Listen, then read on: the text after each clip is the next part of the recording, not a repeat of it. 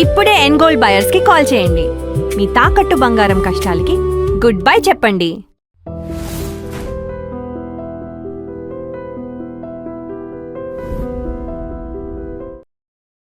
కృష్ణరాజు గారు ఇంటర్వ్యూకి వెళ్తున్నానంటే మీడియా మిత్రులు కొంతమంది అడగమన్నారు మిమ్మల్ని క్వశ్చన్. కృష్ణరాజు గారు రియల్ లైఫ్లో రొమాంటికా కాదా అని. మీరు రొమాంటికా కాదా అనేది మేడం అడగనా మీరు చెప్తారా? రొమాంటిక్ అంటే విత్ విత్ మేడం. రియల్ లైఫ్లో ఇంతే సీరియస్గా సినిమాలో చూసినంత సీరియస్గా ఉంటారా? నేను బాగా లవ్ చేసేది ప్రేమించేది స్నేహితుల్ని. ఇంకా లేడీస్ అంటారా, అమరదీపం వరకు మామూలుగా మాకు అలాంటి లెటర్స్ అన్నీ వస్తుండి చాలా మంది అమ్మాయిలు గర్ల్ ఫ్రెండ్స్ తర్వాత అమరదీపం తర్వాత అన్నయ్య అనే పేర్లు ఎక్కువ వచ్చినాయి. అలాంటి లెటర్స్ ఇంకా వందలు. మా అన్నయ్య కూడా మీలా ఉంటాడు, మాకు అన్నయ్య లేరు, మిమ్మల్ని మేము అన్నయ్య అనుకుంటున్నాం. అమరదీప సినిమా చూసిన తర్వాత అంతమంది ఫాలోయర్స్. ఇప్పుడు కూడా కనిపించినప్పుడల్లా ఆ వయసులో కొంతమంది మిమ్మల్ని ఇప్పుడు అలానే అన్నయ్య అనుకున్నాను, అన్నయ్య గారు అనొచ్చా అని. అప్పుడే అనుకున్నారు కదమ్మా, ఇప్పుడు అన్నానికి ఏముంది.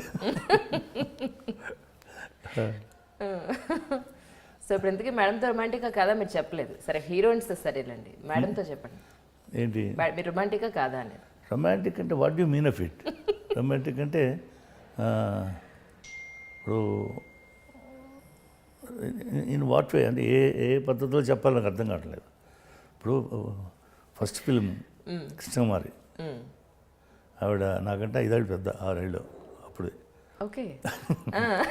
బాగా 30-40 సినిమాలు యాక్ట్ చేసి నాగేశ్వరరావు తోటి, రామారావు తోటి, చాలా పాపులర్ హీరోయిన్. సరే ఆవిడతో ఫస్ట్ ఫిల్మ్ నేను యాక్ట్ చేసింది. మరి రొమాంటిక్గా చేశాం కదా మరి, అది కూడా అంటే సినిమాల్లో చేయడం వేరు, బయట చేయడం వేరు. సినిమాల్లో మరి కలర్ చేసి అందరిని పొడుస్తాం, బయట కూడా పొడుస్తూ కూర్చుంటాం. ఏంటి కరెక్ట్. సరే ఇప్పటివరకు యాక్టింగ్ ఈజ్ యాక్టింగ్. కరెక్ట్. ఇప్పటివరకు మీరు చేసిన హీరోయిన్స్లో అది మీకు టిపికల్ క్వశ్చన్, రొటీన్ క్వశ్చన్ కావచ్చు, కానీ మిమ్మల్ని బాగా ఇంప్రెస్ చేసిన హీరోయిన్ ఎవరు? అంటే ఎంత చక్కగా షార్ట్ పీరియడ్లో చాలా చక్కగా చేశారనేది కానివ్వండి. అంటే మా సొంత సినిమాలు చేసిందని చెప్పడం కాదు, కానీ వాణిశ్రీ, కృష్ణవేణి సినిమా నేను సొంత సినిమాది ఫస్ట్ ఫిల్మ్. అవునండి.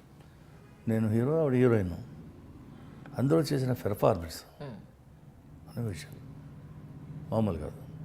ఇప్పుడు ఈ నేషనల్ అవార్డులు ఏమైనా ఉంటే అప్పుడు ఆ రోజుల్లో ఆవిడకి ఇవ్వాలి. ఆ తర్వాత కూడా ఆ క్యారెక్టర్లో అలా లీనమైపోయి ఆవిడ సినిమా అయిపోయిన తర్వాత కూడా కొంచెం అలా బిహేవ్ చేస్తుండేది, అంత కాన్సెప్ట్ ఇన్వాల్వ్మెంట్ అలా ఉండేది.